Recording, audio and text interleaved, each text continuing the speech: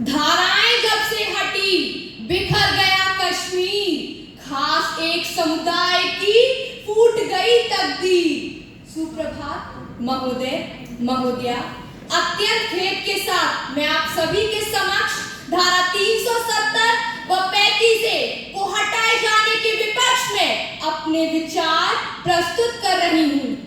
भले ही केंद्र सरकार ने अपनी मनमानी करके जम्मू कश्मीर से धारा 370 व 35 को हटा लिया है, लेकिन इसके जम्मू कश्मीर सहित संपूर्ण भारत में विपरीत परिणाम आ रहे हैं। 370 को हटाए जाने के दौरान लोगों का मत नहीं लिया गया है, जो कि एक लोकतांत्रिक देश की भावना के विरुद्ध है। ये तानाशाही एवं फांसीवाद का उदाहरण है।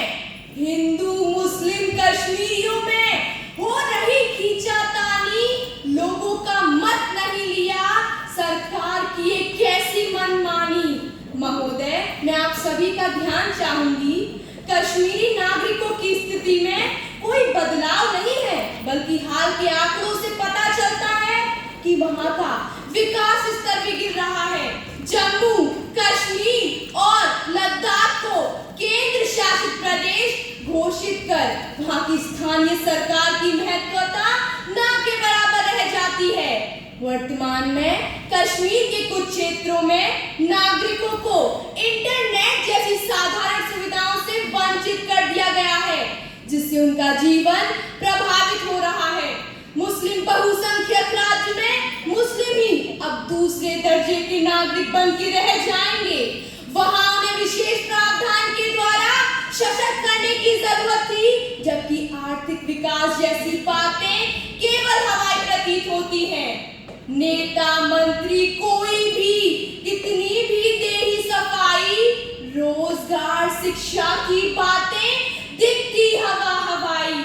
मान्यवर, धारा 35 से हटाए जाने के कारण भारत के अन्य राज्यों के लोग वहां जमीन खरीदने लगे हैं, जिस कारण जम्मू कश्मीर में अत्यधिक अतिक्रमण हो जाएगा, जबकि वो एक स्वर्ग भूमि के समान है।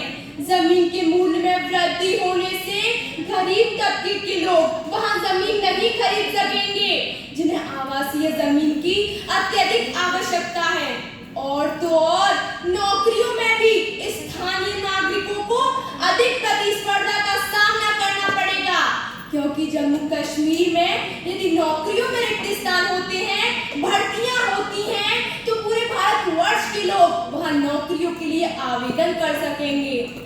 स्वर्ग भूमि की शांति छीनकर सुखी नहीं कोई बनता। अरे नेताओं का क्या है, चाहे भाड़ में जाए जनता। श्रीमान जी, ज्ञातव्य है, धारा 370 को हटाए जाने से जम्मू कश्मीर के स्थानीय नागरिकों में एक उबाल सा आ गया है तथा उनका आक्रोश समय समय पर विभिन्न घटनाओं के रूप में वहां की सड़कों पर दिखाई देता है। अतः वहां ज्यादा पुलिस बल व सेना की तैनाती करनी पड़ रही है, जिन पर और भी ज्यादा खर्चा करना पड़ रहा है। महोदय, आतंकी घटनाओं की डर की वजह से अन्य राज्यों के लोग वहां अपने धन का विनियोग नहीं कर रहे। धनाभाव के कारण जम्मू कश्मीर के विकास में बाधा उत्पन्न हो रही है। पिछले ही कुछ समय से जम्मू कश्मीर में अर्ध सुरक्षा बल व पुलिस बल में होने वाली आतंकी घटनाओं में वृद्धि हुई है, जिससे पता चलता है कि वहां की स्थिति में कोई परिवर्तन नहीं आया। महोदय, अंत में मैं बस इतना ही कहना चाहूंगी, जम्मू कश्मीर से धाराएं हटाने का मूल कारण वहां के लोगों को विश्वास में लाकर आतंकवाद से लड़ना था। मैं आप सभी से पूछना चाहती हूँ, क्या वाकई में आतंकवाद कम हुआ है, जबकि दिन प्रतिदिन आतंकी घटनाएं बढ़ती ही जा रही हैं। छीन लिया सुख चैन हमारा